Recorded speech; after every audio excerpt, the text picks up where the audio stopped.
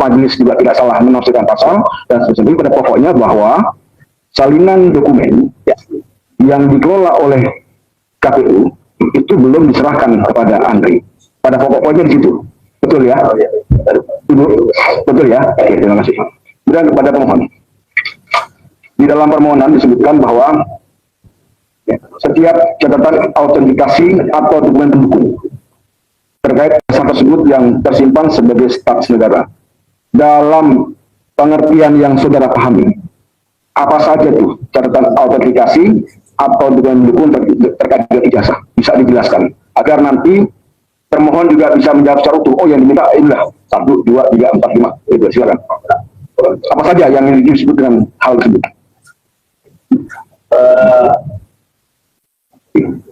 Yang saya minta itu sama seperti format-format di KPU, KPUD dan 8 lembaga lainnya, yaitu berita-berita verifikasi yang dilakukan oleh KPU.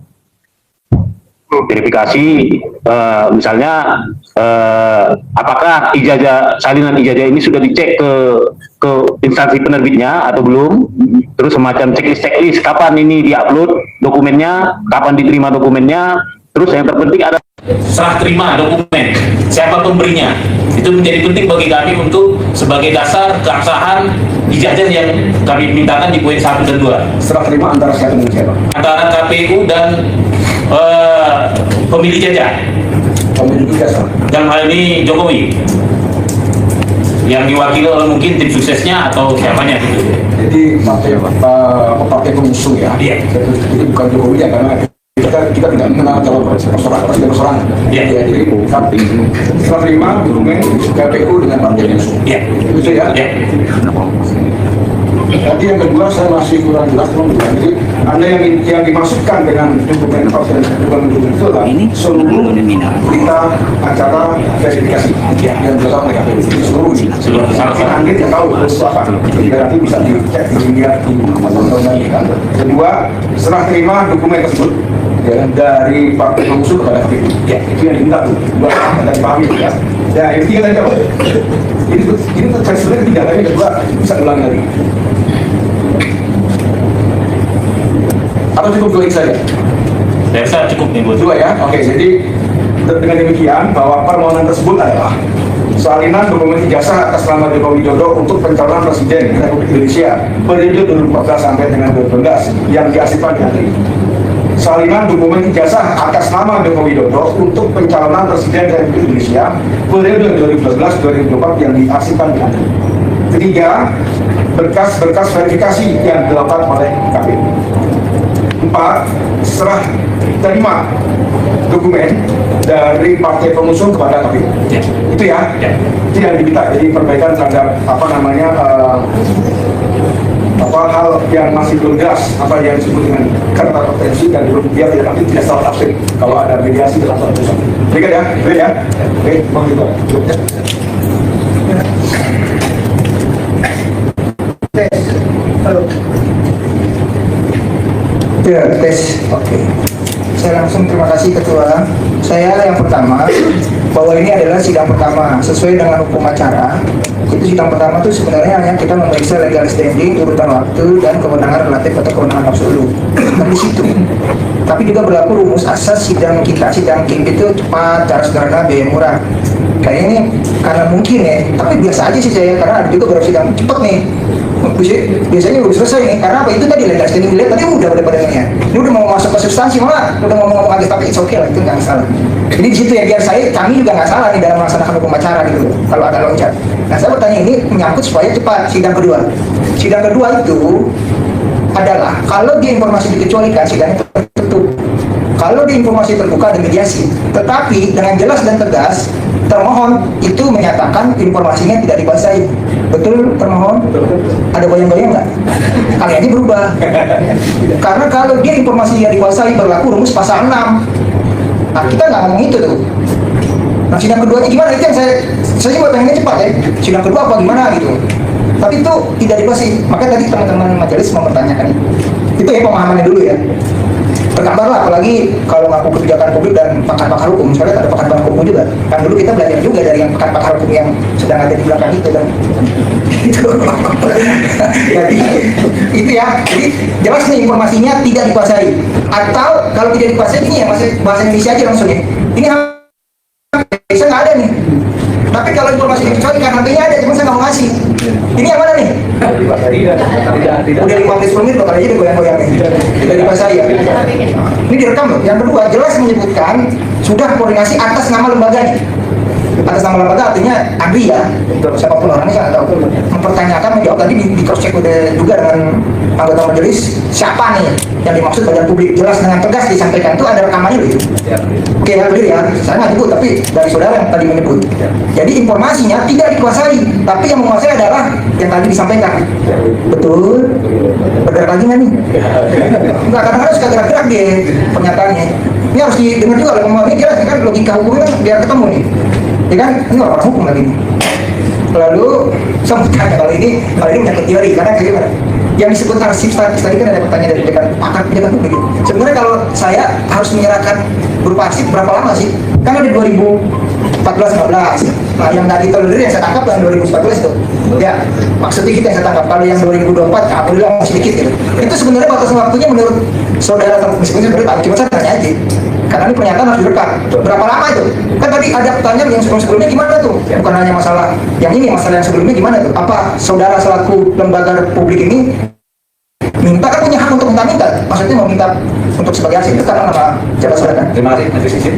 Jadi kami bergerak mengacu kepada Undang-Undang 43 dan PP 28. Dalam peraturan tersebut memang yang dinamakan arsip status adalah arsip yang sudah tidak digunakan secara langsung dan terus oleh instansi pemerintah, tapi memiliki nilai guna kesejahteraan, sehingga itu wajib hukumnya diserahkan kepada lembaga kearsipan.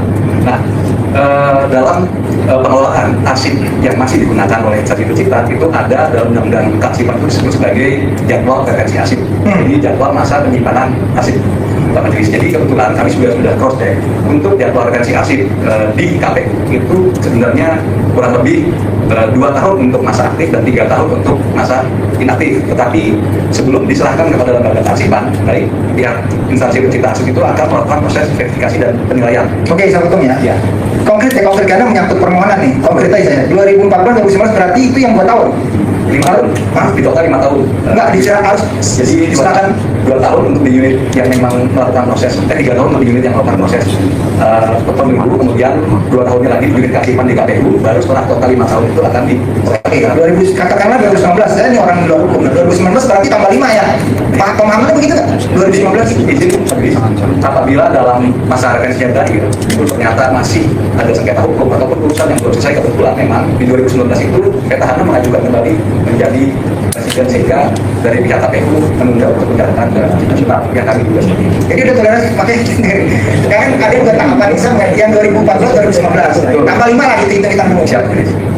Hitungan tambah 5 setelah finalisasi kan, tidak ada sudah ingkrah kan gitu maksudnya ya.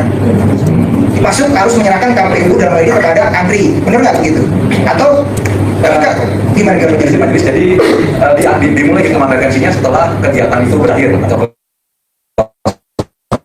jadi bukan berdasarkan pada putusan atau perkara. Jadi misalnya 2014 diselenggarakan pemilu, maka prosesnya setelah ada pelantikan presiden, misalnya di 2015 Januari itu sudah terhitung masa retensi. Oh, berarti dihitungnya dari 2015, kan yang gitu.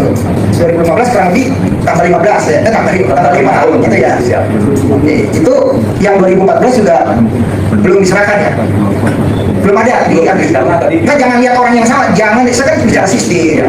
Jadi memang setelah masa retensinya habis itu akan dilakukan proses penilaian secara internal di instansi pencipta, di verifikasi. Nanti akan dibilang mana yang memang masih memiliki dipandang memiliki urusan oleh instansi pencipta, sehingga yang diserahkan ke Andri memang yang diperlukan dan ke instansi pencipta. Oke, artinya Loncat, Andri punya kewajiban nggak meminta itu kepada badan publik? Punya kewajiban Andri karena kami juga melakukan pembinaan kearsipan, tetapi keputusan untuk penyerahan itu tetap juga dimiliki oleh instansi. Artinya yang 2014 juga belum ada ya, dan Andri juga izin majelis untuk arsip KPU yang sudah diserahkan ke Andri dari 2014 sampai 2019 kurang lebih ada 17 berkas, tetapi dalamnya tidak masuk berkas pendaftaran calon dan Mas deketin itu Mas. Jangan khawatir santai. jadi ada 17 berkas sepanjang bukan berkas itu 17 kategori hasil yang diserahkan, baik sifatnya pelaporan ataupun juga pedoman-pedoman dan keputusan yang disusun oleh KPU terkait dengan penyelenggaraan pemilu. Tetapi untuk berkas pendaftaran capres dan cawapres kita belum diserahkan. Oke, itu yang 2014 2019 ya, yang hitungan yang mestinya sudah ada di Ardi. Siap. Clear. Sekarang yang 2019 2020 kalau pakai teori kurang lebih 2020 atau 21 lagi tuh ya, tambah 5 lagi gitu ya. Belum, Majelis. Nah, itu belum ada ya. Belum, karena masih Tapi dari norma dari sistem masih bisa lah ya ditolerir ya, karena kan belum. Itu yang masih maksudnya. di majelis nanti. Kenapa saya bertanya ini logika hukumnya, karena saudara menyatakan informasinya tidak dikuasai. Betul. Jelas itu. Berarti kan yang pertama mestinya dikuasai dong. Kan belum bisa. Nah, itu urusan lembaga. Logikanya harus dimiliki dong. Kan udah lewat. Kenapa saya tanya yang 2014 2019? Jangan lihat orang yang gede narayana yang sama, bukan ini yang sama. Coba ada penjelasan. Baik, nah, jadi kami dapat sampaikan tadi, jadi sebenarnya untuk di periode 2014 itu sudah ada penyerahan hasil dari KPU, tetapi di dalamnya tidak ada berkas pendaftaran dalam sidang. Coba tuh tolong yang paling terakhir sama PHP dicatat. 17 dokumen sudah diserahkan oleh pihak KPU. Coba dulu apa? 17 kali penyerahan hasil 17 kali penyerahan dari aksi KPU pada hasil. dari KPU kepada aksi terus ya. Tapi di dalamnya tidak ada menyangkut dengan apa yang diminta oleh pemohon. Ya apa yang kita pahami poin 1 poin 2 tuh. Sekarang masih poin 1 ya. Ya. Oke.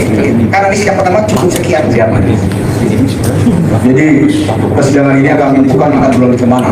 Apakah nanti akan melalui mediasi dan atau adjudikasi, ya kan? Jadi ini sebelum sana saya mau menggarisbawahi lagi, saudara termohon. Saudara termohon. Tadi saudara mengatakan ada 17 kali penyerahan dokumen dari KPU kepada Andri yang untuk dia sudah. Saudara menyatakan itu tidak ada berkas pencalonan. Apakah ketiadaan itu adalah sesuai dengan aturan regulasi bahwa berkas tersebut memang tidak perlu diserahkan kepada Andri, atau itu tafsir saudara atau kebijakan saudara atau kebijakan lembaga sampai saudara? Ini hubungannya nanti ketika saudara pemohon meminta dokumennya itu apa saja, ya kan ya? Karena pemohon menyatakan bahwa dokumen itu sudah dari KPU. Kembali lagi bersama saya di channel ini, salam NKRI harga mati. Nah, teman-teman semua, dimana kita melihat tadi sebuah cuplikan video di mana hakim memutuskan dan akhir semua sidang yang begitu kita tunggu-tunggu selama ini akhirnya bisa kita saksikan. Nah, teman-teman, di sini katakan sidang ijazah Jokowi berakhir hari ini. Sidang tegang, hakim marah. Nah, teman-teman semua, mari kita bahas bersama mengenai video-video atau komentar teman-teman di bawah ini. Nah, teman-teman semua, mari kita bacakan dan kita bahas bersama mengenai bagaimana video berikut dan begitu juga komentar-komentar netizen dan para masyarakat di bawah ini. Nah, teman-teman semua, di sini dikatakan, Bapak Hakim yang terhormat, harus diingat saudara yang bersumpah di atas kita suci, mudah-mudahan saudara tegas dan jujur dalam mengambil keputusan. Katakan palsu kalau memang benar palsu, juga sebaliknya katakan hanya takutlah pada Allah, jabatan dan nama Anda sedang dipertaruhkan. Nah, teman-teman semua, di sini dikatakan ikuti, simak, cermati. Beranikah hakim bersikap jujur? Rakyat sudah muak dengan omong-omong hakim. Nah, jangan ada dusta di antara kita.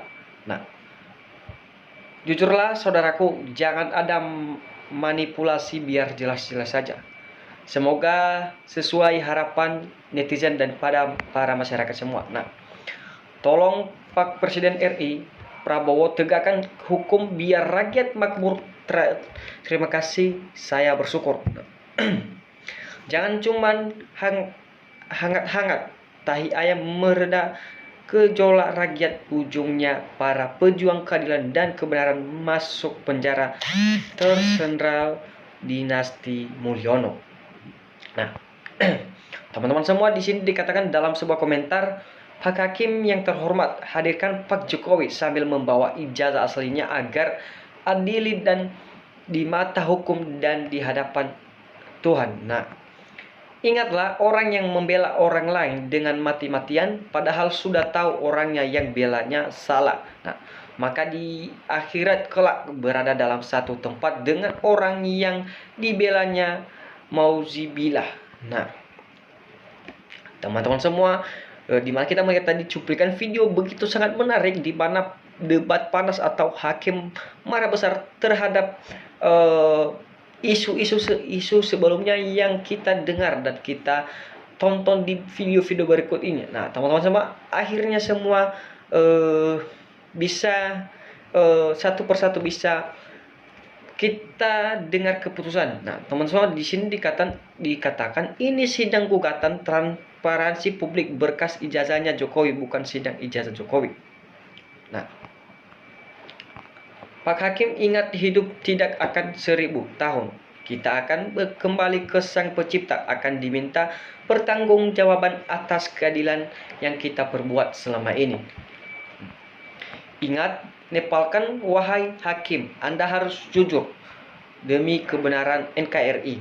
Nah, sebenarnya Polda, hakim dan jaksa sudah tahu sebenarnya ijazah Jokowi palsu, tapi nggak berani jujur valid palsu.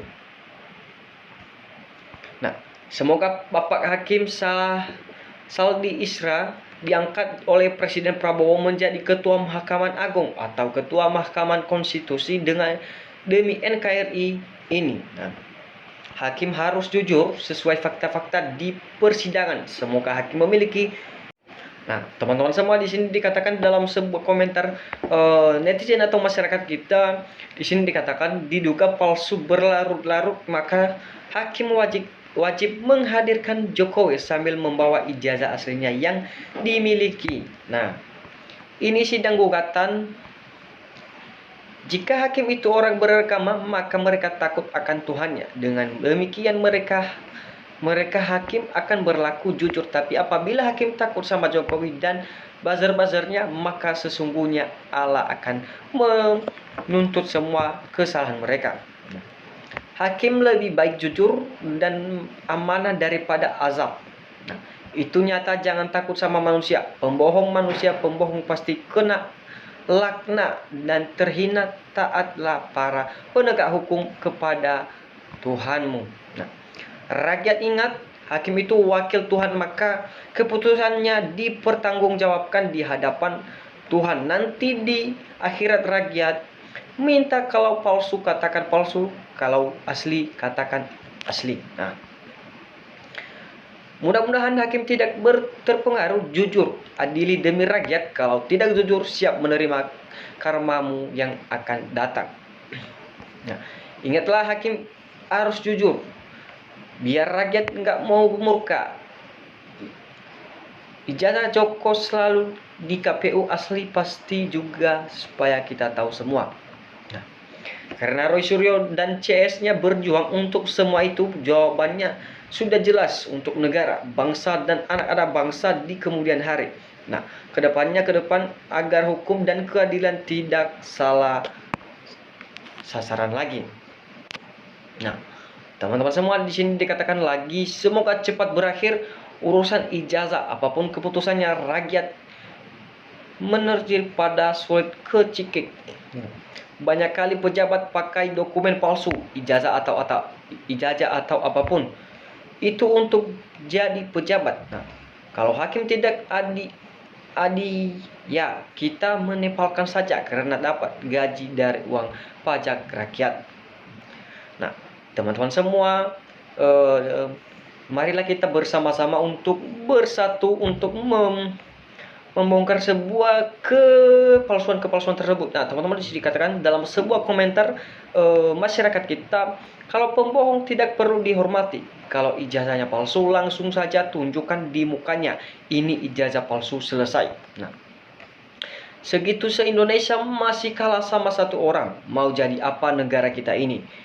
Ya, jadikan negara kita Indonesia ini negara yang penuh tipu dan daya. Dan segera turunin azab. Saya ikhlas Indonesia diazab juga. Ijazah Jokowi pasti palsu. Pak Hakim, kalau Jokowi punya ijazah asli, kenapa Jokowi pakai pengacara segala? Buang uang saja. Nah, hakim adalah wakil Tuhan. Apa banyak yang nggak jujur, nggak sesuai dengan tugas dan fungsinya. Ingat akhiratmu. Nah, mudah-mudahan orang yang jujur selamat di dunia akhirat beserta keluarganya. Amin. Sidang ini cuma membuang energi dan menguskan anggaran negara. Jika proses ini ingin cepat selesai, mungkin Indonesia perlu dijadikan jalid-jalid kedua Nepal. Ingat rakyat, dalam bulan Oktober tidak ada putusan, rakyat akan marah dengan permainan hukum. Di NKRI ini semua harus jujur. Ini kesempatan, jika tidak bisa di Nepal masa kalah sama satu keluarga raja bohong. Nah, saya bukan hakim gampang aturan nggak pakai kacamata. Hidungnya besar, Prof. Ahmad Sumitro. Tanda tangan gitu kok. Tepat, jangan takut dengan Jokowi. Bangsa rusak kalah dampak. Sidang kasus ijazah, tapi ujungnya ijazahnya tidak ada, lalu yang menuduh palsu di penjara. Hasilnya ijazah asli pret. Nah, teman-teman semua, di mana kita melihat tadi begitu banyak komentar-komentar dan begitu banyak tanggapan tentang mengenai gimana akhirnya keputusan hakim mengenai kepalsuan ijazah Jokowi ini. Nah, teman-teman semua, masih banyak tentang kelanjutan tentang video-video ini. Nah, tetap saksikan teman-teman, mari kita saling bertukar pikiran di dalam komentar ini. Nah, sekian channel kita hari ini teman-teman. Salam NKRI, harga mati.